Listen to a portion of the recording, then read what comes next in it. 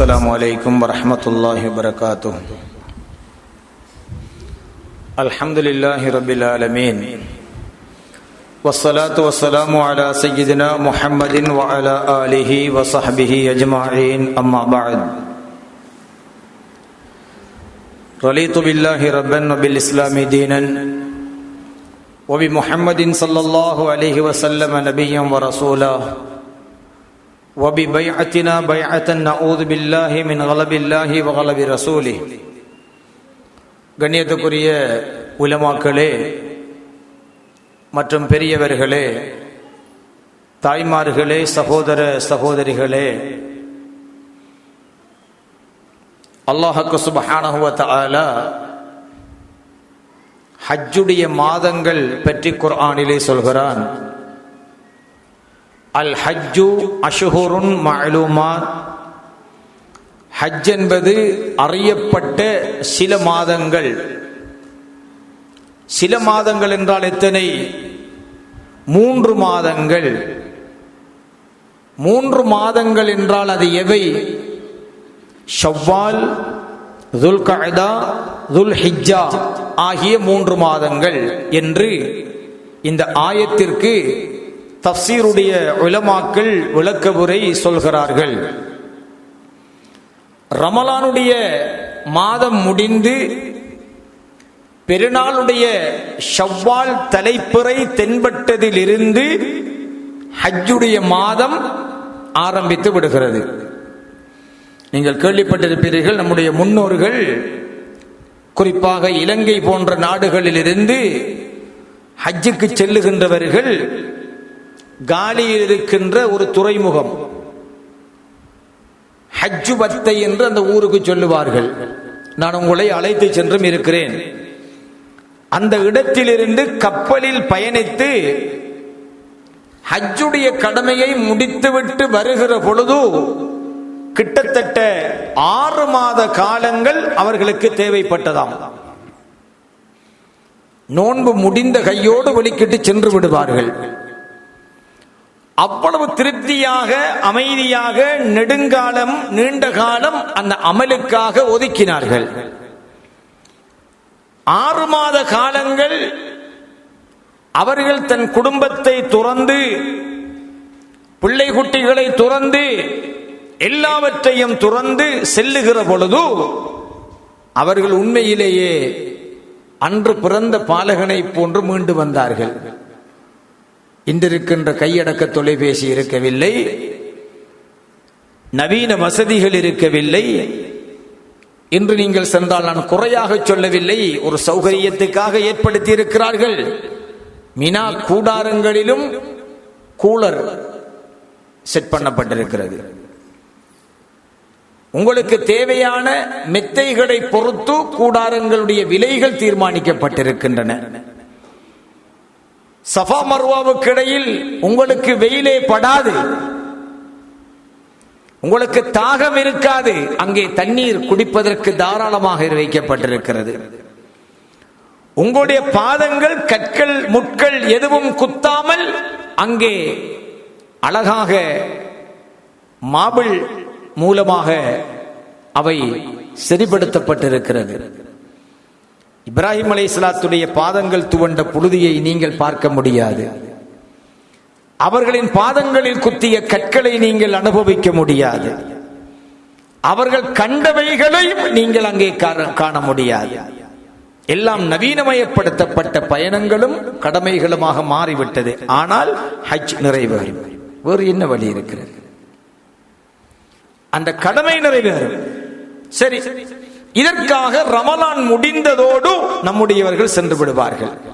அதை அல்லாஹு தஆலா குர்ஆனிலே ஹஜ் என்பது 3 மாதங்கள், சில மாதங்கள், அது 3 மாதங்கள், அது ஷவ்வால், துல்கஅதா, துல்ஹஜ் என்கிற மாதங்கள் என்று எங்களுக்கு அழகாக குர்ஆனிலே சொல்லி காட்டுகிறான். இப்ப என்ன, மிஞ்சி மிஞ்சி 28 நாள் அல்லது 32 அல்லது 34 நாள் தான் ஹஜ். பிரச்சனை இல்லை. அந்த அவசரமா முடிச்சு போட்டு வாரதுனால அந்த இறையச்சம் எந்த அளவுக்கு 40 நாள் கூட பெருசா இல்ல. குறிப்பா இலங்கையில் இருந்து போறாக்கள் நான் அறியல. அந்த அளவுக்கு அந்த தக்குவா நின்று பிடிக்கிற அளவுக்கு எவ்வளவு காலம் நின்று பிடிக்கும் என்று நம்மால் ஊர்ஜிதமாக சொல்ல முடியாது. ஆனால் அந்த ஹஜ்ஜுடைய இந்த காலப்பகுதியில் நாம் நம்முடைய முன்னோர்கள் ஹஜ்ஜுக்கு செல்லுகிற பொழுது எப்படி சொல்லுவார்கள் என்று கேட்டால், தன்னுடைய பேரில் எந்த சொத்துக்களும் இருக்காது. பிள்ளைகளுக்கு எழுத வேண்டியது, மனைவிக்கு எழுத வேண்டியது, குடும்பத்தின் கொடுக்கல் வாங்கல்கள் மிகுதமாக அல்லாஹ்வுடைய பாதையில் பள்ளிவாசல்களுக்காக வக்ஃபு செய்யப்பட்ட காணிகளாகவும் கொடுத்துவிட்டு செல்லுவார்கள். அவர் ஹஜ்ஜை முடித்துவிட்டு திருப்பி ஊருக்கு வந்தால் அவர பேர்ல எதுவும் இருக்காது. அப்ப அவர் அன்று பிறந்த பாலகனை போல வாழலாம் தானே. ஆனால் இப்பொழுது அப்படி அல்ல. மொபைல் இருக்கிறது, தவாபு செய்கின்ற பொழுதும் பிசினஸ் நடக்கிறது. கோல் வருகிறது, தவாஃபில் இருக்கிறார், அங்கிருந்து விலை சொல்லுகிறார், அங்கிருந்து ஆர்டர் போடுகிறார், இங்கே வியாபாரம் நடக்கிறது. போகின்ற பொழுதே கொஞ்சம் காசை எடுத்துக்கிட்டு போகிறார், வருகிற பொழுது ஏதாவது ஒன்றை கொண்டு வரலாமா என்று வியாபாரம் நடக்கிறது. எல்லோரும் அல்ல, தொங்கோட்டம் ஓடுகிறார், பேசி பேசி ஓடுகிறார், குடும்ப சுகநலங்கள் விசாரித்துக் கொண்டே ஓடுகிறார். போகிற பொழுதே இந்த வசதி எல்லாம் இருக்கிறதா என்று கேட்டுத்தான் போகிறார். பழைய ஹஜ்ஜை அடைவது கஷ்டம். முடிந்தால் முயற்சித்தால் பழைய ஹஜ்ஜை செய்ய முடியும். ஆனால் பழைய தளங்களை அங்கே பார்க்க முடியாது. நீங்கள் ஷைத்தானுக்கு எறிகின்ற கல் கூட நபி இப்ராஹிம் அலைஹிஸ்ஸலாம் எறிந்த இடத்தில் சரியாகப்படாது. அந்த இடத்தில் ஒரு கல் போன்று ஒன்று கட்டப்பட்டிருக்கும் தூண், அந்த தூணில் தான் நீங்கள் அடிக்க வேண்டும். அது நீங்கள் கல்லால் அடித்தாலும் செருப்பால் அறிஞ்சாலும் எல்லாம் அந்த, ஆனால் கடமை நிறைவேறும், அதில் மாற்று கருத்தில்லை. சரி, அது நம்மளுக்கு தலைப்பும் அல்ல. இந்த ஹஜ்ஜுடைய காலம் அல்லாஹ் சுப்ஹானஹு வ தஆலா ஹஜ்ஜுடைய பாக்கியத்தை நம்ம எல்லோருக்கும் தர வேண்டும். இதில் நமக்கு இருக்கின்ற ஒரு கடமை, நபிகள் நாயகம் ஸல்லல்லாஹு அலைஹி வஸல்லம் அவர்கள் அரஃபாவிலே தங்கியிருக்கின்ற ஹாஜிகளுக்கு நோன்பு சுன்னத், கடமை அல்ல. அவங்க நோன்பு பிடிக்கிறல்ல. ஹஜ்ஜுக்கு போன ஆட்கள் என்ன செய்வாங்க? அரஃபாவில் தங்குவார்கள். அரஃபாவிலே தங்கினால் அவர்களுக்கு அங்க நோன்பு கடமை இல்லை. அவங்களோட கடமை எல்லாம் இஸ்திக்ஃபார், பாவ மன்னிப்பு தேடுறது, தங்குறது, அரஃபாவில் தரிபடுறது. அவங்களுக்கு நோன்பு சுன்னத்து அல்ல. இப்ப ஸல்லல்லாஹு அலைஹி வஸல்லம் நோன்பு பிடிச்சிருக்காங்களா இல்லையா என்று பார்க்கிறதுக்காகவே சஹாபாக்கள் ஒரு டம்ளரில் பாலை கொடுத்திருக்கிறார்கள்.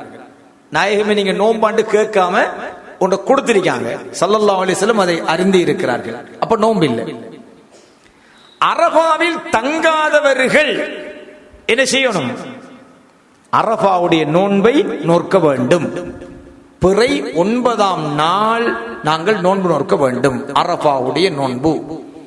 ஸல்லல்லாஹு அலைஹி வஸல்லம் சொன்னார்கள், யார் அரஃபாவுடைய நோன்பை நோக்கிறாரோ அவருடைய கடந்த வருட பாவங்களும் நடைமுறையில் இருக்கின்ற இந்த வருட பாவங்களும் மன்னிக்கப்படும். 2 வருட பாவங்கள் மன்னிக்கப்படும். ஆஷூரா நோன்பை பத்தி நீங்க பார்த்திருப்பீங்க. அது அப்படி அல்ல. அது கடந்த வருட பாவம் மன்னிக்கப்படும். ஆனால் அரஃபாவுடைய நோன்பு 2 வருடங்களுடைய பாவங்களை ஒரு அடியானுக்கு மன்னிக்க வைக்கும். அப்ப பிற 9 நம்ம என்ன செய்யணும்? கட்டாயமாக அந்த சுன்னத்தான நோன்பு நாங்கள் நோக்க வேண்டும். அடுத்தது பெருநாள் தினத்தில் நாம் என்ன செய்யணும்? தஹஜ்ஜுடைய வேளை, சஹருடைய வேளைக்கு பின்னர் எந்த ஒரு உணவையும் உட்கொள்ளாமல் வெறும் வயிற்றோடு நாங்கள் பெருநாள் தொழுகைக்காக வர வேண்டும். இந்த காலையில டீ குடிச்சு போட்டு வாரது சுன்னத் இல்லை, அது சுன்னத்துக்கு மாற்றம். குடிச்சாலும் உங்களுக்கு பிரச்சனை இல்லை, பெருநாள் கூடும். ஆனால் ஒழுங்கு என்னவென்றால், அந்த தஹஜ்ஜுடைய சஹருடைய வேளையிலிருந்து பெருநாள் தொழுகை முடிகிற வரைக்கும் எதையும் நாங்கள் அருந்தவோ உண்ணவோ கூடாது. ஹஜ்ஜு பெருநாளைக்கு. ஆனா நோம்பு பெருநாள் சாப்பிட்டு தான் வரணும். ஏன்னா நீங்க 30 நாள் நோம்பு பிடிச்சிக்கிறீங்க. இது அப்படி அல்ல. ஹஜ்ஜு பெருநாள் அப்படி அல்ல. நீங்கள் கட்டாயமாக வெறும் வயிற்றோடு தொழ வேண்டும். அப்ப வெறும் வயிற்றோடு தொழுவதாக இருந்தால் வளமையா தஹஜ்ஜுதுக்கு அல்லது சுபகுக்கு எழும்புறாக்களுக்கு இந்த பிரச்சனையும் இல்லை. சுபகு தொழுது முடிய டக்குன்னு ரெடி ஆகிட்டு இருட்டுக்கலைய முன்னாடியே பெண்ணால் தொலை வந்துடுது. சுபகுடைய ஃபர்ல விட்டு போட்டு படுத்து 8 மணிக்கு எழும்புறவென்றைக்கானே அவனுக்கு இந்த டைமுக்கு 6 மணி 6:15 வந்து பெண்ணால் தொழுறது கடும் கஷ்டமா இருக்கு. அதாவது இப்ப பல ஊர்கள்ல என்ன செஞ்சிட்டாங்கன்னு கேட்டா அந்த சுண்ணத்துக்கு மாற்றமாக என்ன செய்யறாங்க, நல்ல நாள் பெருநாள்லையாவது இவன் முகத்துல உது செஞ்ச தண்ணி படுகுதே கண்டதுக்காக நம்ம இவன் வருவானு எங்கிறதுக்காக பெருநாள் தொழுகையே 7:30 மணி 8 மணி ஆக்க வேண்டிய கட்டாயத்துல போயிட்டு அது தவறு. பெருநாள் தொழுகையை முடியுமான வரை சூரியன் உதித்து குறிப்பிட்ட சில நிமிடங்களுக்குள் உடனடியாக தொழுவதுதான் சுன்னத். அப்படி தொழக்கிட்ட வறுமை தொடர்ந்து தொழுவது பெரிய பிரச்சனை இல்லை. இதை புரிந்து கொள்ளுங்கள். சரி, இது ஒரு முக்கியமான விஷயம். இது தவிர அல்லாஹ் தஆலா குர்ஆனிலே வல் ஃபஜ்ரி வலயாலின் அஷ்ர் 10 இரவுகள் மீது சத்தியமாக என்று இந்த துல் ஹஜ் தலைப்புறையில் இருந்து 10 நாட்களையும் சிறந்த இரவுகளாக அல்லாஹ் தஆலா ஆக்கியிருக்கிறான். யாராவது ஒருவர் சுன்னத்தான நோன்புகளை இந்த தலைப்புறையில் இருந்து 10 நாட்கள், அதாவது 9 நாட்கள் நோற்று 10ஆம் நாள் பெருநாளை எடுக்க விரும்பினால் அவ்வாறு நோன்பு நோட்பது சிறந்த காரியம். அப்படி முடியவில்லை என்றால் பிறை 9ஆம் நாளில் மட்டுமாவது அரஃபாவுடைய நோன்பை கட்டாய நாங்கள் நோக்க வேண்டும். அரஃபாவுடைய நாள் என்பது மக்காவில் இருக்கின்ற ஹாஜிகள் அரஃபாவிலே தங்குகின்ற நாளா அல்லது பிறை 9ஆ? பிறை 9 தான். இப்ப நம்மளுக்கு இன்டர்நெட்டும் டிவியும் பேஸ்புக்கும் சோசியல் மீடியாக்களும் இருக்குது. அரஃபாவுல ஹாஜிகள் எப்ப தங்குறாங்கிறத நம்ம லைவாவே பார்த்துடுறோம். அதால அன்னைக்கே இங்க நோம்பு பிடிக்கணும் ஒரு சாரார் சொல்லுவாங்க. அப்படி அல்ல. ஏனென்றால் ஒரு மிஞ்சி ஒரு 50 வருஷத்துக்குள்ள இந்த எல்லா வசதியும் வந்திருக்கும். அதுக்கு முன்னாடி இருந்த எல்லாருமே அந்தந்த சொந்த பிரதேசங்களில் பிறை கண்டு தலைப்பிறை எப்பொழுது என்று தீர்மானித்தார்களோ அன்றிலிருந்து பிறை 9ஆம் நாளில் தான் இந்த அரஃபாவுடைய நோன்பை நோற்றார்கள். இன்னும் சுருக்கமா சொல்லணும் என்றால் ஸல்லல்லாஹு அலைஹி வஸல்லம் அன்னவர்கள் அரஃபாவுடைய நாளன்று பிறை 9இல் தான் அவர்கள் நோன்பு நோற்று வந்திருக்கிறார்கள். அரஃபாவுல ஆக்கள் ஹஜ்ஜில தங்குறதை வச்சு நோன்பு பிடிக்கல. ஏன்னா ஸல்லல்லாஹு அலைஹி வஸல்லம் அவர்களே அந்திம காலம் கடைசி காலத்தில் தான் வாழ்க்கையில் ஒரே ஒரு தடவை தான் ஹஜ்ஜுடைய கடமை நிறைவேற்றி இருக்கிறார்கள். சரி, அப்ப அது பிறை 9இல் தான் அரஃபாவுடைய நோன்பு என்பதை புரிந்து கொள்கிறோம். இப்ப நம்ம என்ன செய்யலாம்? ஹஜ்ஜுக்கு போகல, நம்ம என்ன செய்யலாம்? அரஃபா நோன்பு பிடிக்கலாம் தானே? பிடிக்கலாம் தானே? 2 வருஷ பாவம் மன்னிக்கப்படும் தானே? வேறு என்ன செய்யலாம்? பெருநாள் தொழலாம், புதுடுப்பு வாங்கலாம், பிரியாணி சமைச்சு சாப்பிடலாம், புதிய ஆடை, நல்ல உணவு, இதெல்லாம் சுன்னத்து. குளித்து நறுமணம் பூசுவது சுன்னத்து. இதெல்லாம் சரி. வேறு என்ன செய்யலாம்? அதற்குத்தான் இஸ்லாம் ஒரு மகத்தான ஒரு அமலை எங்களுக்கு தந்திருக்கிறது. அந்த அமல் தான் என்ன? உலுஹியா அல்லது குர்பானி என்று நம்ம சொல்லுவோம். உலுஹியா அல்லது குர்பானி. ஸல்லல்லாஹு அலைஹி வஸல்லம் அவர்கள் இதை உலுஹியா என்று சொல்லி இருக்கிறார்கள். அல்லாஹ் தஆலா இதை குர்பானி என்று சொல்லி இருக்கிறார். உலகத்தில் முதலாவது குர்பானி கொடுத்த ஆள் யாரு? குர்பானிங்கிறது எப்ப இருந்து ஆரம்பிச்சு சொல்லுங்க பாப்போம். குர்பானி எப்ப இருந்து ஆரம்பிச்சு? நபி ஆதம் அலைஹிஸ்ஸலாத்து வஸ்ஸலாம் அவர்களுடைய காலத்தில் இருந்தே குர்பானி ஆரம்பித்து விட்டது. ஆதம் அலைஹிஸ்ஸலாத்துடைய 2 மகன்கள் ஹாபீல் காபீல். ஹா கா 2 தான் வித்தியாசம் எழுத்து. ஹாபீல் காபீல் 2 மக்கள். இதில் ஒருவருடைய மனம் நல்ல பக்குவப்பட்ட மனம், மற்றொருவருடைய மனம் பக்குவப்படாத மனம். 2 பேரும் ஆதம் அலைஹிஸ்ஸலாத்து பிள்ளைகள் தான். 2 பேரும் ஆதம் அலைஹிஸ்ஸலாத்து பிள்ளைகள் தான். ஒரு பழமொழி சொல்லுவார்கள், தாயும் பிள்ளையும் உண்டு என்று சொன்னாலும் வாயும் வயிறும் வேறு என்று சொல்லுவாங்க. ஒரு வீட்டுக்குள்ள 2 பிள்ளைகளை வச்சு ஒத்துமையா வாழ அந்த பிள்ளைகளை கற்றுக் கொடுக்கிற எவ்வளவு கஷ்டமா இருக்கு நம்மளுக்கு தெரியும் தானே. அப்ப ஹாபீல் காபீல் இந்த 2 பேரும் ஆதம் அலைஹிஸ்ஸலாத்துடைய பிள்ளைகள் தான். உலகத்தின் 2ஆம் தலைமுறை ஆதம் அலைஹிஸ்ஸலாம் உண்டு, பிள்ளைகள் 2ஆம் தலைமுறை. ஆனால் அவர்கள் 2 பேருக்குள்ளும் என்ன இருக்கவில்லை? நல்லதொரு உடன்பாடு இருக்கவில்லை. அவர்களுக்குள் ஒரு சின்ன கசப்பு இருந்தது. இதை பற்றி அல்லாஹ் தஆலா குர்ஆனிலே சொல்லுகிற பொழுது, வத்லு அலைஹிம் நபஅப்னை ஆதம பில் ஹக், நாயகமே யா ரசூலல்லாஹ், ஆதம் நபி அலைஹிஸ்ஸலாமுடைய 2 பிள்ளைகள் ஆண் மக்களுடைய அந்த வரலாற்றை, செய்தியை நீங்கள் இவர்களுக்கு சொல்லி காட்டுங்கள். இது கர்ரபா குர்பானன், 2 பேரும் குர்பானி கொடுத்தார்கள் என்று அல்லாஹ் தஆலா சொல்றான். இது கர்ரபா குர்பான். இப்ப உலுஹியாவுக்கு குர்பானி என்கிற பேர் எப்ப வருதுன்னு கேட்டா இதுல இருந்து தான் வருது. எங்கிருந்து? ஆதம் அலைஹிஸ்ஸலாத்துடைய மகன் 2 பேர்ல இருந்து, குர்ஆன்ல இருந்து இது வருது. இது கர்ரபா குர்பானன், அவங்க 2 பேரும் குர்பானி கொடுத்தார்கள். ஆட்டை அறுத்து ஒரு மலையின் மீது கொண்டு வைத்தார்கள். ஆட்டை அறுத்து குர்பானி, ஆட்டை அறுத்து, ஆடுதான் முதல் குர்பானி கொடுக்கப்பட்ட சாமான், ஒரு மலையின் மீது கொண்டு வைத்தார்கள். வச்சால் அதுல ஃபதுகுபில மின் அஹதிஹிமா, அந்த 2 பேரில் ஒருவருடைய குர்பானி ஏற்றுக்கொள்ளப்பட்டது. குர்பானி ஏற்றுக்கொள்ளப்பட்ட மலையில கொண்டு வச்ச குர்பானி ஏற்றுக்கொள்ளப்பட்டுச்சுன்னா என்ன அர்த்தம் என்றால், ஒரு நெருப்பு அந்த இறைச்சியை அவ்வாறே கரித்து அவ்வாறே இல்லாமலாக்கி விட்டது. அது ஏற்றுக்கொள்ளப்பட்டதுங்கிறதுக்கான அடையாளம்.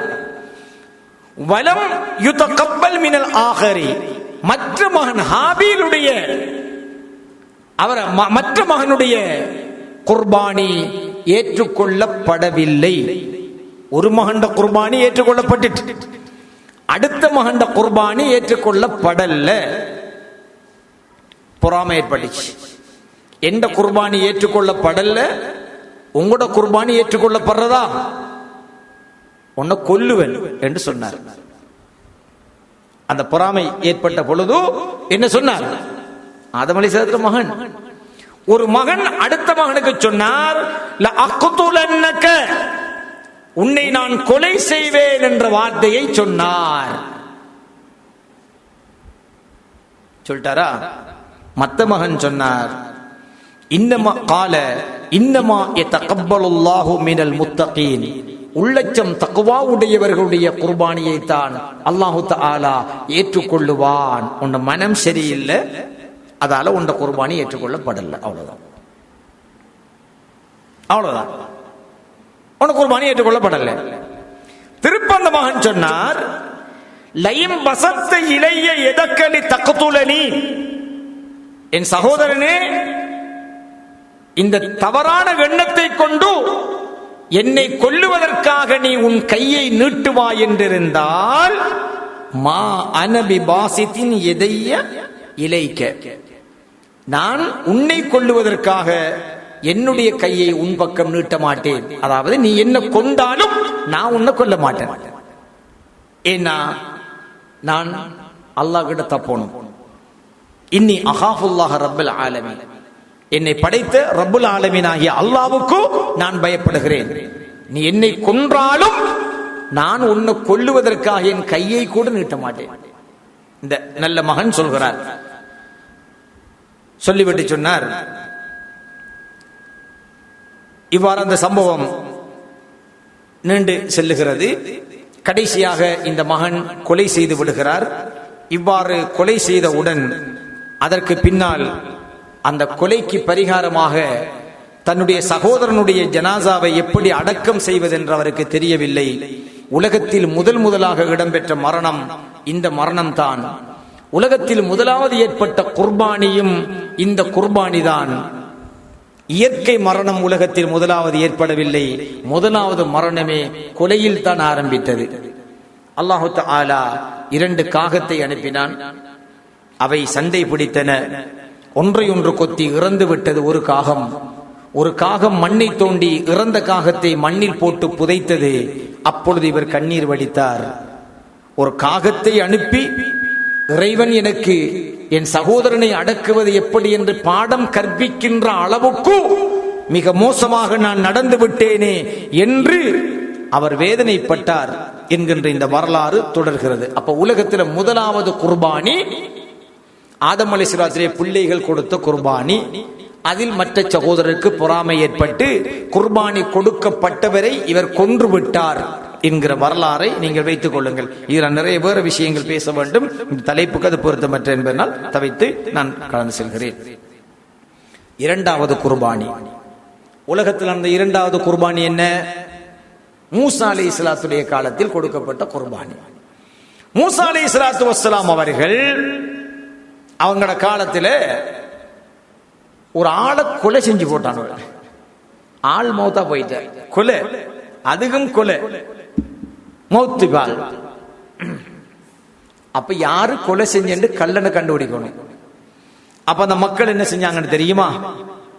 அந்த மூசா அலைஹிஸ்ஸலாத்துடைய கூட்டத்தார்கள் வந்து மூசா அலைஹிஸ்ஸலாத்துக்கு வந்து சொன்னாங்க, மூசா நபியே கல்லனை கண்டுபிடிச்சு தாங்க. மூசா அலைஹிஸ்ஸலாத்துக்கு கல்லனை கண்டுபிடிச்சு கொடுக்குறேன், எப்படி என்ன செய்யற? யா அல்லாஹ், இவனில் ஒரு ஆள் கொலை செய்யப்பட்டாச்சு, கல்லனை கண்டுபிடிச்சு கேட்டு வந்திருக்கிறானுவல், என்ன சொல்லு அல்லாஹ் தாலா கிட்ட மூசா அலைஹிஸ்ஸலாம் கேட்டாங்க. அல்லாஹ் தாலா கிட்ட கேட்க அல்லாஹ் தாலா சொன்னான், மூசா அலைஹிஸ்ஸலாமே அவங்ககிட்ட ஒரு மாடு எடுத்து குர்பானி கொடுக்க சொல்லுங்க. கல்லனை கண்டுபிடிக்கிறதுக்கு, கல்லனை கண்டுபிடிக்க என்ன செய்யுங்க? ஒரு மாட்டை எடுத்து குர்பானி கொடுக்க சொல்லுங்க என்று அல்லாஹ் தாலா கட்டளை இட்டார். அப்போ மூசா அலைஹிஸ்ஸலாம் சொன்னாங்க, வைத கால மூசா லி கௌமிஹி இன்னல்லாஹ யஅமுருக்கும் அன் தத்பஹு பக்ரா. நீங்கள் ஒரு பசுமாட்டை குர்பானி கொடுக்கும்படி அல்லாஹ் தாலா ஃபர்ஸ்ட்டுக்கு ஆடு, ஆதம் அலைஹிஸ்ஸலாத்து பிள்ளைகள் கொடுத்தது ஆடு, இது மாடு. பசுமாட்டை குர்பானி கொடுக்கும்படி அல்லாஹ் தஆலா உங்களுக்கு கட்டளை இடுகிறான் என்று சொன்ன உடனே கல்லனை கண்டுபிடிக்க குர்பானி கொடுங்கடான்னு சொன்ன, இது பகடி மாதிரி இருக்குதானே. அவன் அப்படியே கேட்டார்கள். காலு அத்தத்தகிதுனா ஹுசுவா, மூசா அலைஹிஸ்ஸலாமே நீங்க என்ன பகடியா பண்றீங்கன்னு கேட்டார்கள். கேட்ட உடனே மூசா அலைஹிஸ்ஸலாம் அவசரம் ஆத்திரப்பட்டு கேட்டார்கள், கால அஊது பில்லாஹ் அன் அகூன மினல் ஜாஹிலீன். நம்ம பேச்சு வழக்கில் ஒரு வார்த்தை சொல்லுமே, யாராவது நீங்க என்ன பகடியா பண்றீங்கன்னு கேட்ட நம்ம என்ன சொல்லுவோம்? மாறி பகடி பண்றதுக்கு எனக்கு என்ன லூசான்னு கேட்போம் இல்லையா? யாராவது நம்ம ஒரு சீரியஸ் ஒரு செய்தியை சொல்லக்கிட்ட முன்னுக்கு இருக்கிறவன் என்ன பகடியா பண்றீங்கன்னு கேட்டா எப்படி இருக்கும்? நம்ம என்ன சொல்லுவோம்? பகடி பண்றதுக்கு எனக்கு என்ன லூசா என்று கேட்போமா இல்லையா?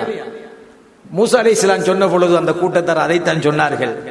அத்தத்தகிதுனா ஹுசுவா, எங்களை என்ன பகடியா பண்ணுகிறீர்கள் என்று கேட்டார்கள். அதுக்கு மூசா அலைஹிஸ்ஸலாம் மாறி கேட்டார்கள், கால அஊது பில்லாஹ், அல்லாஹ் பாதுகாக்கணும், அன்னகூன மினல் ஜாஹிலீன், நான் மடையர்களில் ஒருவனாக இருப்பதற்கு அல்லாஹ் பாதுகாக்கணும். நான் என்ன மடத்தனமான வேலையா சொல்றேன் உங்களுக்கு? நான் என்ன சும்மா சொல்றதுக்கு என்ன மடத்தனமான ஆளா? அல்லாஹ் பாதுகாக்கணும் என்று மூசா அலைஹிஸ்ஸலாம் சொன்னார்கள்.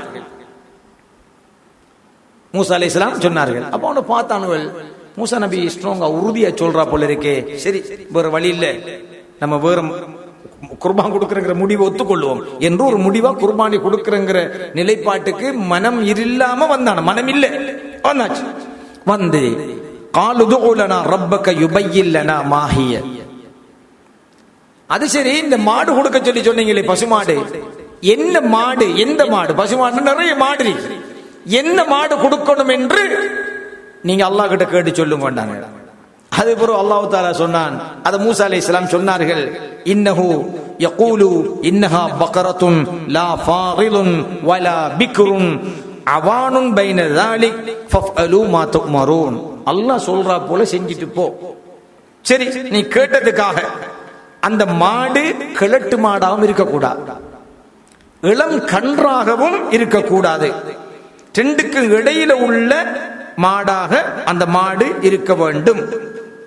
இப்படிப்பட்ட ஒரு மாட்டை நீங்க குர்பான் கொடுங்க. கிழட்டு மாடு மிதிக்கப்பட்ட கண்டு குட்டியாவும் இருக்கக்கூடாது, ஒரு நடுத்தரமான ஒரு மாட்டை நீங்க என்ன செய்யுங்க, குர்பானி கொடுங்க. மூசா அலைஹிஸ்ஸலாத்துக்கு அல்லாஹ் தஆலா சொன்னதை மூசா அலைஹிஸ்ஸலாம் சொன்னாங்க. அவனை திருப்பி கேட்டானுங்க, கிழட்டு மாடும் இல்ல கண்டு மாடும் இல்ல, நடுத்தரமான மாடு. சரி, என்ன கலர்ல மாடு கொடுத்தா நல்ல மண்டு கேட்டான் திருப்பி. உதுலனா ரப்பக யுபய்யின் லனா மா லௌனுஹா, என்ன கலர்ல மாடு கொடுத்தா நல்ல கலரை சொல்லுங்க. திருப்ப அல்லாஹ் தஆலா இன்னஹா பக்ரத்துன் சஃப்ரா ஃபாகிஉன் லௌனுஹா தசுர்ருன் நாதிரீன். பார்ப்பவர்களுடைய கண்களுக்கு மகிழ்ச்சியை கொடுக்கக்கூடிய அளவு அந்த மாடு இருக்கும். அந்த மாடு மஞ்சள் நிறமான ஒரு கலப்படம் இல்லாத ஒரு மாடாக இருக்கும். இல்ல இந்த இமாம்கள் சொல்லுவாங்க, மஞ்சள் நிறம் என்பது பார்வைக்கு சந்தோஷமான நிறம் என்று இந்த ஆயத்திலிருந்து இமாம்கள் சொல்லுவார்கள். இந்த மஞ்சள் நிறம், இந்த மாட்டை பற்றி அல்லாஹ் சொன்னதுல பக்ரத்துன் சஃப்ரா ஃபாகிஉன் லௌனுஹா, அதனுடைய நிறம் என்ன செய்யும்?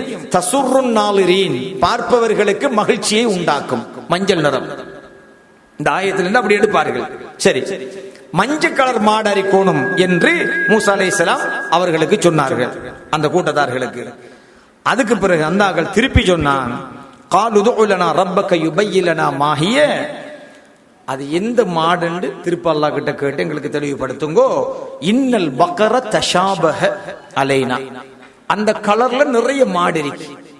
இப்ப மஞ்சள் கலர் மாடு ஓகே, கிளடும் இல்ல குட்டியும் இல்லைங்கிறதும் ஓகே. சரி, மஞ்சள் கலர்ல நிறைய மாடு இருக்கு, அதுல இந்த மாட்டை கொடுக்கணும் என்று அவர்கள் கேட்டார்கள். இதுக்குதான் ஸல்லல்லாஹு அலைஹி வஸல்லம் சொன்னார்கள், பனு இஸ்ரவேலர்களை அல்லாஹ் சபித்தான் 2 காரணங்களுக்காக. ஒன்று, அவர்கள் நபிமார்களை கொலை செய்த கூட்டத்தார் பனு இஸ்ரவேலர்கள். இந்த உலகத்தில் அல்லாஹ்வுடைய ரசூலாக நபியாக வந்த அதிகமானவர்களை கொலை செய்தவர்கள் பனு இஸ்ரவேலர்கள். 2வது, அவங்களோட பாவம் அதிகமா. இப்ப ஒன்றை செய்கிறான்னு சொன்னா அதோட போக மாட்டான். என்ன செய்வானுங்க? 55,000 கேள்வி கேட்பான். அது வெள்ளாடா கருப்பாடா என்று கேட்கிற மாதிரி, நாட்டாடா செம்மறியாடா, சிவப்பா கருப்பா மஞ்சளா, 50 கேள்வி கேட்பான். இந்த சம்பவம் தான் அந்த விஷயம். ஸல்லல்லாஹு அலைஹி வஸல்லம் சொன்னார்கள், அல்லாஹ் உங்களுக்கு ஹஜ்ஜ கடமையாக இருக்கான் என்று சொன்னோனே ஒரு சஹாபி எழும்பி கேட்டார், அஃப குல்ல ஆமீன் யா ரசூலல்லாஹ், ஹஜ் ஒவ்வொரு வருஷமும் கடமையா நாயகம் என்று கேட்டார் ஒரு சஹாபி. ஸல்லல்லாஹு அலைஹி வஸல்லம் கண்கள் சிவந்தன, சப்தம் உயர்ந்தது. யார் அந்த கேள்வி கேட்ட ஆள் என்று சொன்னார்கள். உடனே கேள்வி கேட்ட சஹாபி நடுக்கத்தோடு பயத்தோடு, நம்ம நீ பிள்ளையா கேட்டமோ என்று பயத்தோடு, நான் தான் நாயகம் என்று முன் வந்தார். ஸல்லல்லாஹு அலைஹி வஸல்லம் சொன்னார்கள், சொன்னதோடு நிக்கணும், தேவையில்லாத கேள்வி கேட்கப்படா. அப்படி கேட்டால் உங்களுக்கு ஒன்றை சொல்கிறேன், உங்களுக்கு முன்னிருந்த பனு இஸ்ரவேலர்கள் அழிக்கப்பட்டதற்கான பிரதான காரணம் அவர்கள் தங்கள் தூதர்களை கொலை செய்தார்கள். அந்த தூதர்களிடம் கண்டு நின்றபடி அறப்படிச்ச கேள்விகள் கேட்டார்கள். கடமண்டா அதோட முடிச்சிட்டு போங்க. ஒருவேளை நீங்க ஒவ்வொரு வருடமுமா கடமை என்று நீங்கள் கேட்டதற்கு லவ் குல்து நஅம் லவஜப, ஒருவேளை நான் ஓமண்டி போய் சொல்லி இருந்தா ஒவ்வொரு வருஷமும் ஹஜ்ஜு கடமையாக்கிருக்கும். அது எல்லாருக்கும் சாத்தியமா? சாத்தியம் இல்லை. எனவே கேள்வி அவடத்தோட முடிச்சிட்டு போயிடணும், விளங்கிட்டா போயிடணும். தேவையில்லாத கேள்வி கேட்கிறது பனு இஸ்ரவேலர்களுடைய குணம்.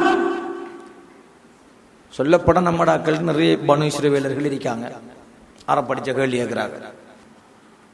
கொல்றதுக்கு நபிமார்கள் வாரல்ல, இல்லாட்டி கொல்லுவாங்க. இப்ப இந்த காலத்துல ஒரு ரசூலோ நபியோ வந்தா ஆள் தேவையில்லை, அந்த பனு இஸ்ரவேலரை போல இருக்கிறவர்களே கொல்லுவானுகள். அதை விட பெரிய கொலைதான் அறப்படிச்ச கேள்வி கேட்டுக் கொள்றது. 2ம் அந்த சமூகத்தாருடைய பாவங்கள். இந்த மாட்டுடைய விஷயத்தில் தான் இந்த விடயம் ஸல்லல்லாஹு அலைஹி வஸல்லம் தெளிவாக எங்களுக்கு சொல்லி காட்டுகிறார்கள். சரி, இப்ப என்ன செய்யணும்?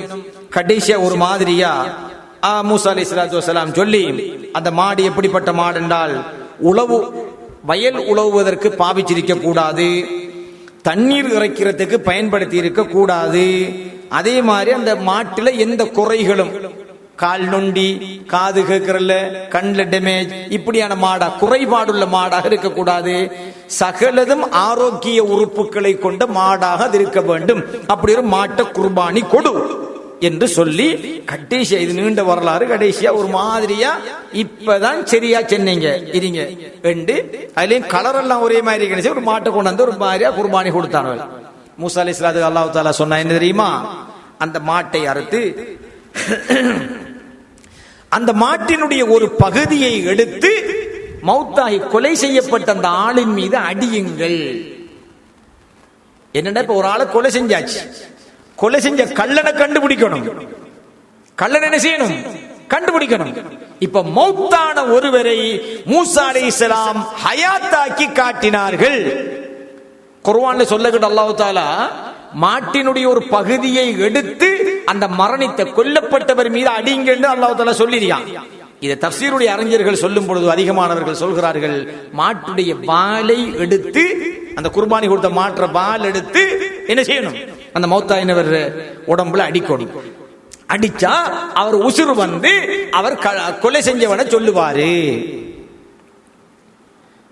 இது நடக்கிற கேஷா என்று கொலை செஞ்சவர் அந்த கூட்டத்துக்கு நிக்க மூசா அலைஹிஸ்ஸலாம் மாற்ற வாள் எடுத்து அந்த மௌத்தாயின கொலை செய்யப்பட்ட மனுஷன் அடிக்க அவன் உசுரோட எழும்பி நின்று இவன் தான் என்ன கொலை செஞ்சு கல்லனை காட்டி கொடுத்துட்டான். அப்ப கோழுகின்ற கல்லனும் கூட உலாத்துறான்னு சொல்ற மாதிரி அந்த கொலகார பயலும் அதுக்குள்ள நின்றான், மாட்டிக்கிட்டான். சரியா? இதுல என்ன விளங்குது? தலைப்புக்கு அப்பால் பண்ற விஷயம், அல்லாஹ் நினைச்சிருந்தா மூசா அலைஹிஸ்ஸலாத்துக்கிட்ட கல்லன் எழுப்பி குன்னண்டா என்ன குன் ஃபயகுன் குன்னு சொன்னா உடனாகும். இன்றைக்கு சில ஆக்கள் புதுசா இஸ்லாம் போதிக்கிற இயக்கங்கள் என்ன செய்வாங்க, இதை விளங்கணும் கொஞ்சம். அல்லாஹ் தஆலா நினைச்சிருந்தா மூசா நபியை இவ்வளவு கணக்காட்டுப்படுத்தவோ அல்லது பனு இஸ்ரவேலர்கள் மூசா அலைஹிஸ்ஸலாத்தை கணக்காட்டுப்படுத்தவோ தேவையில்லை. யா அல்லாஹ் இந்த மையத்தெலுப்பு நான் உடனடியா கல்லனை கண்டுபிடிக்கணும், குன் மையத்தெலும்பிச்சு விஷயத்தை சொல்லி இவன் தான் கொலை செஞ்ச, ரைட், அதோட திருப்பி மௌத்தாயிட்டு முடிஞ்சு. இது மாட்டறுத்து மாட்டிட வாள் எடுத்து கொலை செய்யப்பட்டவன் அடிச்சு அதுக்கு பிறகு மையத்தில் எழும்பணுமா? இது காரண உலகம், இது காரண உலகம்.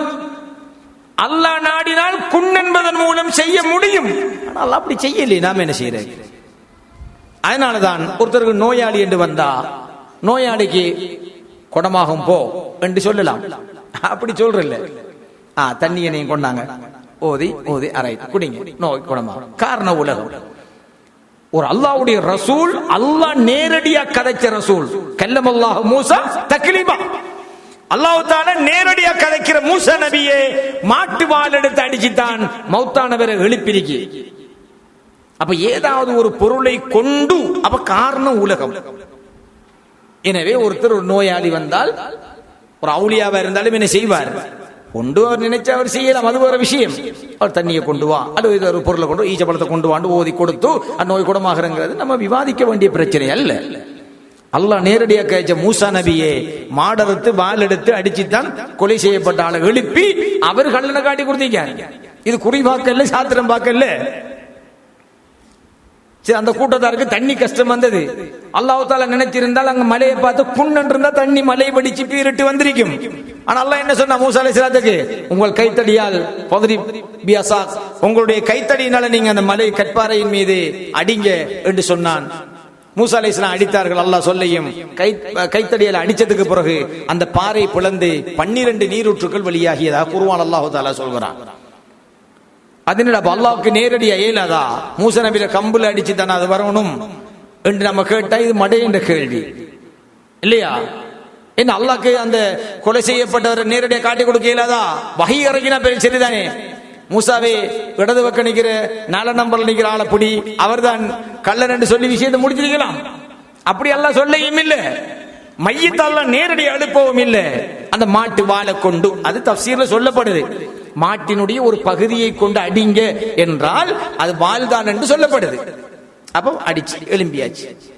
அந்த கொலை செஞ்சால சொல்லி போட்டு அந்த திருப்பி மௌத்தா போயிட்டாரு. அப்ப இதை நாங்க புரிஞ்சுக்கணும், இது காரண உலகம். இந்த அறிவெல்லாம் குர்ஆனை பற்றிய இந்த தேடல்கள் அறிவுகள் இல்லாதவர்கள் என்ன செய்வாங்கன்னு கேட்டால், தேவையில்லாம பனு இஸ்ரவேலர்கள் எப்படி கேள்வி கேட்டானோ அதை போல மக்குத்தனமா கேள்வி கேட்கிறேன். ஒரு இயக்க ரீதியான ஒரு வெறி அது. சரி, அதே போல இப்ப யாராவது ஒரு ஆள் மாட்டறுத்து வாள் எடுத்து யாராவது மௌத்தாயின ஒரு ஆள்ல போய் அடிச்சா உசிர் வருமா? வராது. அது அல்லாஹ்வுடைய உத்தரவை கொண்டு செய்யக்கூடிய பவர் யாருக்கும் இருந்தால் அது வரும். சும்மா மாடறுக்கிற புச்சர் மாதிரி வாள் எடுத்துக்கு வந்து வெளுத்தா மையது பாவம். அது 2ஆம் தரமும் அந்த அடிச்சு மௌத்தாக்குற மாதிரி வேலையா போயிட்டு மாட்டு வாழல் அடிச்சா எப்படி இருக்கு? எனவே இதுல புரிஞ்சு கொள்ள வேணும். அப்ப உலகத்துல முதலாவது குர்பானி ஆதம் அலைஹிஸ்ஸலாத்துடைய மக்கள் கொடுத்த குர்பானி, இரண்டாவது குர்பானி மூசா அலைஹிஸ்ஸலாம் கொடுத்த குர்பானி. இது ரெண்டு. மூணாவது விஷயம் அது உங்களுக்கு தெரியும்.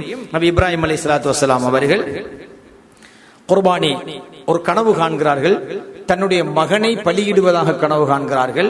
அதற்காக தயாராகிறார்கள். மகனை அழைத்து செல்கிறார்கள். அல்லாஹு தஆலா அவருடைய கத்தியை அறுக்காமல் ஆக்குகிறான். ஒரு செய்தியில் ஜிப்ரீல் அலைஹிஸ்ஸலாத்து வஸ்ஸலாம் அவர்கள் அந்த கத்தியை தாங்கி பிடித்தார்கள், அறுக்க விடாமல் என்று அந்த செய்தி வருகிறது, தஃப்சீரிலே வருகிறது. அல்லாஹு தஆலா சொர்க்கத்திலிருந்து ஒரு ஆட்டை இறக்கி அந்த மகனுக்கு பதிலாக ஆட்டை அறுத்து குர்பானி கொடுக்க சொன்னான். இது எல்லாருக்கும் தெரிஞ்ச விஷயம். முன்னுக்கு சொன்ன ரெண்டு விஷயம் சிலாக்களுக்கு தெரியும், சிலாக்களுக்கு தெரியாம இருக்கும். சரி, இப்ப விஷயத்துக்கு வருவோம். இப்ப குர்பானி, இந்த இப்ராஹிம் அலைஹிஸ்ஸலாத்து வஸ்ஸலாம் கொடுத்த குர்பானியை மையமாக, குர்பானிங்கிற வார்த்தை ஆதம் அலைஹிஸ்ஸலாத்து மகன் கொடுத்த விஷயத்தை அல்லாஹ் தஆலா குர்ஆன்ல சொல்லுகிற பொழுது அந்த வார்த்தை பிரயோகம் பயன்படுத்தப்பட்டிருக்கிறது.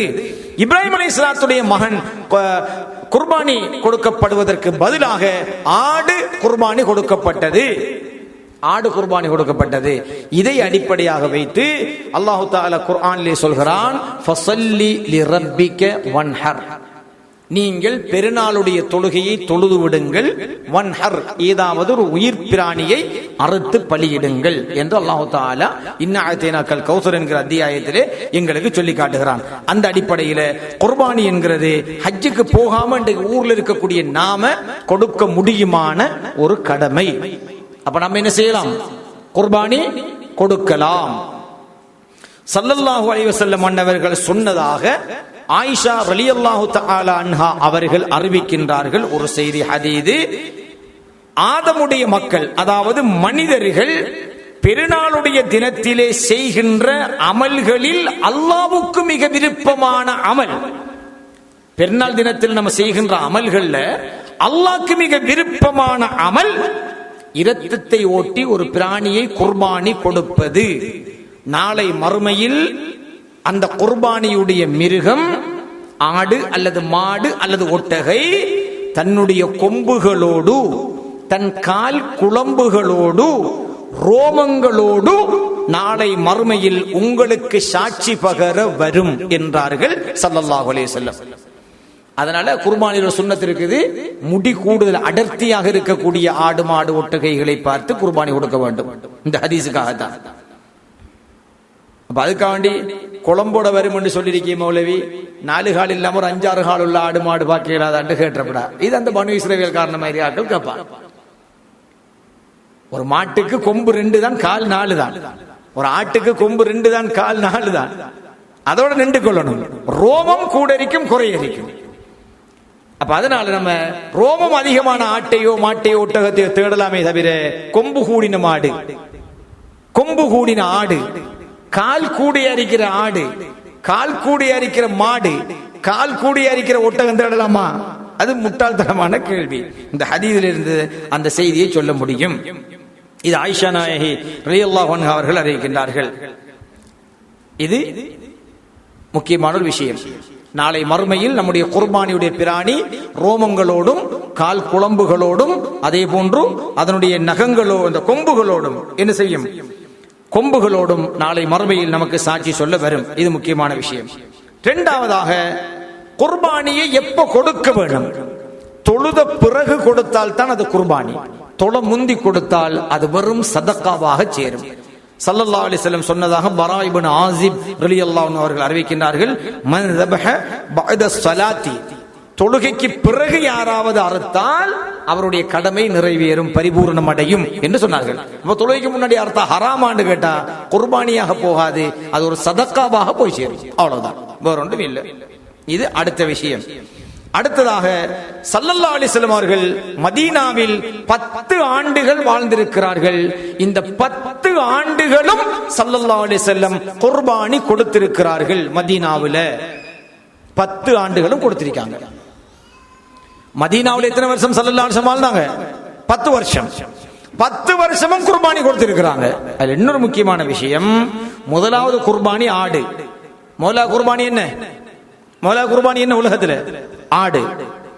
இப்ராஹிம் அலைஹிஸ்ஸலாம் குர்பானி சட்டத்துக்காக அல்லாஹ் இறக்கினது ஆடா மாடா? ஆடு.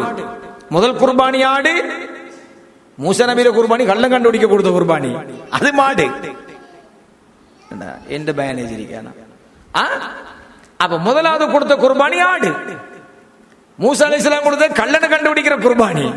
சரி, இப்ராஹிம் அலைஹிஸ்ஸலாத்துக்கு இறக்கப்பட்டது ஆடு. மதீனாவுல ஸல்லல்லாஹு அலைஹி வஸல்லம் அவர்கள் 10 வருடங்கள் இருந்தார்கள். அந்த 10 ஆண்டுகளும் ஸல்லல்லாஹு அலைஹி வஸல்லம் குர்பானி மதீனாவிலே கொடுத்தார்கள்.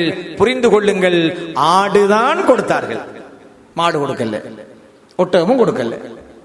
ஹஜ்ஜுக்கு வந்த நேரம் ஒட்டகம் கொடுத்திருக்காங்க, அது ஒரு விஷயம். ஆடுதான் கொடுத்தா. அதனால அறிஞர்கள் சொல்வார்கள், குர்பானியில 7 பேர் சேர்ந்து ஒரு மாட்டை அல்லது ஒட்டகத்தை கொடுப்பதை விட தனியே ஒரு ஆள் ஆட்டை கொடுக்கிறது சிறந்தது. ஏனென்றால் ஸல்லல்லாஹு அலைஹி வஸல்லம் ஆடுதான் கொடுத்திருக்கிறார்கள். ஸல்லல்லாஹு அலைஹி வஸல்லம் நல்ல கொம்பு உள்ள, நல்ல சடைச்ச ரோமம் உள்ள, நல்ல பார்க்க குதிரை மாதிரி கொஞ்சம் கட்சா தோற்றமா உள்ள நல்ல ஆடு கொடுப்பார்கள் ஸல்லல்லாஹு அலைஹி வஸல்லம். ஒரு தடவை ஸல்லல்லாஹு அலைஹி வஸல்லம் 2 ஆடுகள் குர்பானி கொடுத்தார்கள். சஹாபாக்கள் கேட்டார்கள், ஏன் நாயகமே யா ரசூலல்லாஹ் என்று. சொன்னார்கள் ஸல்லல்லாஹு அலைஹி வஸல்லம், ஒன்று என்ற வளமையான குர்பானி, வளமையான குர்பானி, எனக்கும் என் குடும்பத்துக்கும் அது அல்லாஹ்விடத்தில் கூலி தரட்டும். மற்றது, என்னுடைய உம்மத்துக்களில் குர்பானி கொடுப்பதற்கு வசதியற்றவர்களாக யார் பிறக்கிறார்களோ வாழ்கிறார்களோ அவர்களுக்காக நானே ஒரு குர்பானியை கொடுத்து விட்டு செல்கிறேன் என்று சொன்னார்கள் ஸல்லல்லாஹு அலைஹி வஸல்லம். இப்ப நம்மளுக்காக, வசதியற்றவர்களுக்காக நம்மை நினைத்து அன்றே ஒரு ஆட்டை அறுத்து ஸல்லல்லாஹு அலைஹி வஸல்லம் குர்பானி கொடுத்திருக்கிறார்கள். அந்த நாயகத்துக்காக ஒரு ஈச்சம்பழம் வாங்கி கொடுக்கிறதுக்கு மனமில்லாத பிச்சைக்காரனா இன்றைக்கு நம்முடைய கேவலமானவனாக இன்றைக்கு மனுஷன் வாழ்ந்து கொண்டிருக்கிறான். அந்த ஸல்லல்லாஹு அலைஹி வஸல்லம் அவர்களுக்காக எதையும் செய்ய தயாரில்லை. அப்ப ஸல்லல்லாஹு அலைஹி வஸல்லம் அவருடைய சஹாபாக்கள் கேட்டாங்க, நாயகமே யா ரசூலல்லாஹ், மா ஹாதிஹில் அலாஹி, இந்த உலுஹியா என்கிறது என்ன நாயகமே என்று கேட்டார்கள். ஸல்லல்லாஹு அலைஹி வஸல்லம் சொன்னார்கள், சுன்னத்து அபீக்கும் இப்ராஹிம், உங்களுடைய தகப்பனார் இப்ராஹிம் அலைஹிஸ்ஸலாத்தினுடைய வழிமுறை, இதை நீங்கள் கொடுங்கள் என்று சொன்னார்கள் ஸல்லல்லாஹு அலைஹி வஸல்லம். சஹாபாக்கள் திரும்ப கேட்டாங்க, நாயகமே யா ரசூலல்லாஹ், ஃபமா லனா ஃபீஹா யா ரசூலல்லாஹ், இப்ராஹிம் அலைஹிஸ்ஸலாத்தின் வழிமுறைங்கிறது ஓகே, நாங்கள் கொடுப்பதன் மூலமாக எங்களுக்கு என்ன கிடைக்கும் நாயகமே என்று கேட்ட பொழுது, பிகுல்லி ஷஅரத்தின் ஹஸனா, குர்பானி கொடுக்கின்ற அந்த கால்நடையினுடைய ஆடு, மாடு, ஒட்டகை இவைகளுடைய ஒவ்வொரு ரோமங்களுக்கும் உங்களுக்கு கூலி வழங்கப்படும் என்று சொன்னார்கள். இந்த ஹதீஸின் படியும் ரோமம் சடைச்சிருக்கிற ஆடு, மாடு, ஒட்டகைகளை கொடுப்பது சிறந்தது என்ற சட்டத்தை இமாம்கள் எங்களுக்கு சொல்லி காட்டுகின்றார்கள். இதையும் புரிந்து கொள்ளுங்கள். இந்த ஹதீஸில் இருந்து இதை நீங்கள் புரிந்து கொள்ளுங்கள். அடுத்ததாக ஸல்லல்லாஹு அலைஹி வஸல்லம் மன்னவர்கள் சொன்ன ஒரு செய்தி, அறிஞர்களுக்கு மத்தியில் இந்த ஹதீஸில் பலம், பலகீனம், தரம், கூட குறைங்கிற வேறுபாடுகள் இருக்குது. ஆனால் நம்ம உணர வேண்டிய ஒரு முக்கியமான செய்தி என்னவென்று கேட்டால், ஸல்லல்லாஹு அலைஹி வஸல்லம் மன்னவர்கள் சொன்னார்கள், மன் வஜத சஅதன் ஃபலம் யுலஹி, ஒருத்தர் குர்பானி உலுஹியா கொடுக்கிற அளவுக்கு அவர்கிட்ட கையில சல்லி இருக்கு, அல்லது வீட்டில் ஆடு, மாடு, ஒட்டகை இருக்குது, ஜகாத்துக்கு அளவு பார்த்தா இருக்கணும், 30 இருக்கா 40 இருக்கா இது இல்லையாண்டு பார்த்தா இருக்கணும். உலுஹியாக்கு அப்படி இல்லை, உங்ககிட்ட ஒரு ஆடு தான் இருக்குது, நீங்க விரும்பினா அதையும் குர்பானி கொடுக்கலாம் இல்லையா?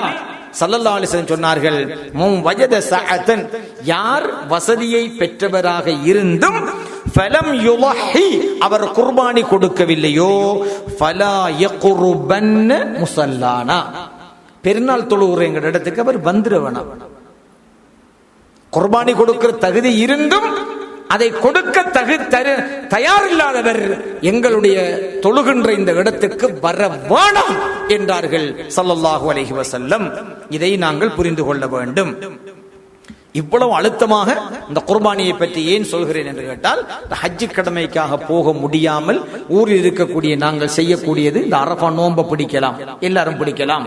வசதி படைத்தவர்கள் இந்த குர்பானியை கொடுக்கலாம், இந்த குர்பானியை கொடுக்கலாம். இப்ப ஒரு கேள்வி வருகிறது, நம்முடைய பழைய ஆட்களுக்கிட்ட ஒரு வழக்கம் இருக்குது, கோழி அறுத்து குர்பானி கொடுக்கிறேன், கோழி அறுத்து குர்பானி கொடுக்கிறேன், இது ஆகுமா? அல்ல, புரிஞ்சு கொள்ளுங்க. குர்பானி என்கிறது ஆடு, மாடு, ஒட்டகை, இதுதான்.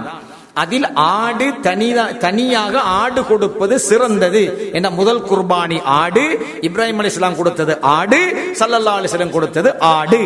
எனவே ஒட்டகை மாட்டில கூட்டு சேர்றதை விட ஆடு கொடுக்கிறது சிறந்தது. அப்ப சில ஆட்கள் அறிவுபூர்வமாக கேள்வி கேட்பாங்க, ஆட்டை விட மாட்டுல இறைச்சி கூடிய அருகே நிறைய பேருக்கு கொடுக்கலாம், நிறைய பேருக்கு கொடுக்கணுங்கிறது இங்க முக்கியம் இல்லை, சிறந்ததை கொடுப்பதுதான் முக்கியம். நிறைய பேருக்கு கொடுக்கணுங்கிறது முக்கியம் இல்லை. ஸல்லல்லாஹு அலைஹி வஸல்லம் காலத்தில் இல்லாத ஒட்டகமா?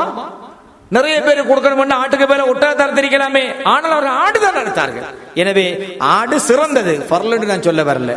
எனவே குர்பானியுடைய பிராணிகள் ஆடு மாடு ஒட்டகை தான். ஆடு தனிய, மாடு ஒட்டகம் 7 பேர் சேர்ந்து கூட்டு குர்பானியா கொடுக்கலாம். இந்த கூட்டு குர்பானி என்ன எல்லாத்தையும் அள்ளி பள்ளியில ஒன்றே கொடுக்குற அப்படி அல்ல, அவர் கட்டமைப்புக்காக செஞ்சுட்டு போறோம்னா அது பிரச்சனை இல்லை. கூட்டு குர்பானிங்கிறது 7 பேர் சேர்ந்து ஒரு மாட்டு அல்லது ஒட்டகத்தை வாங்கி அறுக்கிறது. சரி, இப்போ ஒருத்தர் குர்பானி ஏதாவது கொடுக்கணும்னு ஆசைப்படுறார். குர்பானி 3 தான், ஆடு மாடு ஒட்டகம் தான். வேற நீங்க காடை கோழி கொக்கு இதெல்லாம் குர்பானி இல்லை.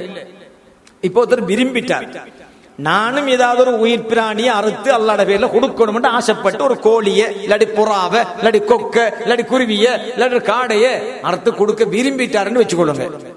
கொடுத்த தப்பா? தப்பில்லை. அது குர்பானியா? அது குர்பானியும் இல்லை. சதக்கா கொடுத்ததாக அந்த நன்மை அவருக்கு கிடைக்கும். அப்படி யார் அது கொடுத்திருக்கிறாங்களா என்று கேட்டால், ஒரு செய்தியில பிலால் ரலியல்லாஹு தஆலா அன்ஹு, ஒரு வசதியற்ற ஒரு சஹாபி, அவர்கள் கோழி அறுத்து குர்பானி கொடுத்ததாக ஒரு செய்தி வருகிறது. இதை மையமாக வைத்து நம்முடைய முன்னோர்கள் கோழி அறுத்து, வசதி இல்லாதவர்கள் கோழி அறுத்து அந்த குர்பானியை யாராவது ஏழை குடும்பத்துக்கு ஒரு அரிசி தேங்காய் அந்த கோழியை சாமான சமையலுக்கு பொருத்தமா பெருநாள் தினங்கள்ல கொடுக்கிற வழக்கம் மரபுல இருந்து வந்திருக்கிறது. அது அல்லாஹ் சொல்ற இந்த குர்பானி உலுஹியா அல்ல, ஆனால் அவ்வாறு கொடுத்ததற்கான ஒரு வரலாறு பிலால் ரலியல்லாஹு அன்ஹுடைய வரலாற்றில் இருக்கிறது. ஆனா குர்பானி என்றதை சொல்றதா இருந்தா என்ன செய்யணும்? அது ஆடு மாடு ஒட்டகையா தான் இருக்கணும். அப்ப கோழி அல்லது ஏதாவது ஒரு உயிரை நம்ம ஆடுவாங்க, வசதி இல்லை, ஆனா ஏதாவது உயிர் பலி என்று கொடுத்து அந்த ரத்தத்தை ஓட்டி இறைவனுக்காக ஒரு தியாகத்தை செய்யணும் என்று விரும்புறாரு, கொடுக்கறதுல தப்பில்லை. வசதி இல்லாதவருக்கு அது தப்பில்லை. ஆனா குர்பானியுடைய அம்சம் ஆடு மாடு ஒட்டகை மட்டும்தான். இன்னொரு செய்தி இருக்கிறது, இப்னு அப்பாஸ் ரலியல்லாஹு அன்ஹு அவர்கள் மாடு அறுக்க வசதி இல்லாத பொழுது இறைச்சியை வாங்கி ஏழைகளுக்கு கொடுத்தும் அந்த சுண்ணத்தை பேணி இருக்கிறார்கள். வசதி இல்லாத கட்டத்தில்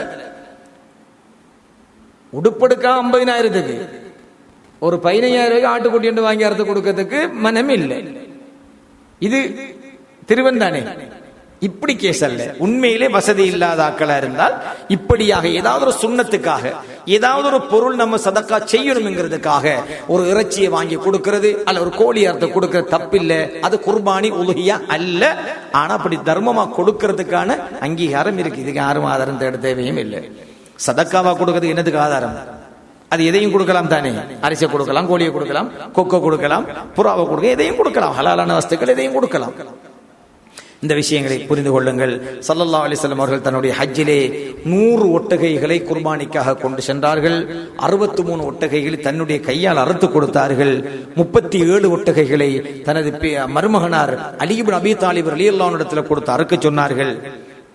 63 ஒட்டகை தன் கையால் அறுத்து கொடுத்துட்டு மிச்சத்துக்கு கத்தியை மாறி கொடுத்துட்டாங்க. அதிலிருந்து அறிஞர்கள் சொல்கிறார்கள், ஸல்லல்லாஹு அலைஹி வஸல்லம் தன்னுடைய வாழ்ந்த ஒவ்வொரு வருடத்துக்கும் ஒரு ஒட்டகை வீதம் 63, தன்னுடைய காலம் 63 வருஷம் என்பதை உணர்ந்து அறிந்து 63 ஒட்டகைகளை அவர்கள் தன்னுடைய ஹஜ்ஜிலே குர்பானி கொடுத்தார்கள். 163 தண்டகையில் அறுத்தார்கள். மிச்சம் 37 தன்னுடைய மருமகனார் அலி இப்னு அபீ தாலிப் ரலியல்லாஹு அன்ஹு கொடுத்து அறுத்தார்கள் என்கின்ற செய்தியும் பதிவு செய்யப்பட்டிருக்கிறது. எனவே உங்களால் முடிந்தால் தனித்து ஆடு அல்லது கூட்டாக ஒரு மாடு, ஒட்டகம் கொஞ்சம் கஷ்டம் உங்களுக்கு சாக்கிறது, ஒட்டகம் இல்லை, ஒரு ஆடு, தனிச்சு ஒரு ஆடு அல்லது கூட்டாக 7 பேர் சேர்ந்து பங்காக ஒரு மாடு குர்பானி கொடுக்க உங்களால் முடியுமாக இருந்தால் அல்லாஹு தஆலா உங்களுடைய செல்வத்திலும் உங்கள் ஆரோக்கியத்திலும் உங்களுடைய ஏனைய கைங்கரியங்களிலும் நிறைவான பரக்கத்தை தருவான். அப்படி கொடுக்கிற எண்ணம் இருந்தால் இன்ஷா அல்லாஹ் தொடர்பு கொள்ளுங்கள், சொல்லுங்கள். எல்லாம் அல்லாஹ் சுப்ஹானஹு வ தஆலா இவ்வளவு நேரம் பொறுமை காத்து இந்த உலகியா பற்றிய விளக்கங்களை முடிந்ததை தேவையானதை நீங்கள் கேட்டுக்கொண்டிருந்த எல்லாம் அல்லாஹ் தஆலா உங்களுக்கு வாழ்விலே நிறைவான ஹஜ்ஜுடைய உம்ராவுடைய பாக்கியத்தையும் ஸல்லல்லாஹு அலைஹி வஸல்லம் அவர்களுடைய புனித ரௌலா ஷரீஃப் மஸ்ஜித் நபவி இரண்டையும் ஜியாரத் செய்கின்ற பாக்கியத்தையும் எல்லாம் அல்லாஹ் சுப்ஹானஹு வ தஆலா உங்கள் அனைவருக்கும் தந்தருள் புரிவானாக என்று பிரார்த்தித்து முடிக்கின்றேன். அஸ்ஸலாமு அலைக்கும் வ ரஹ்மத்துல்லாஹி வ பரகாத்துஹு.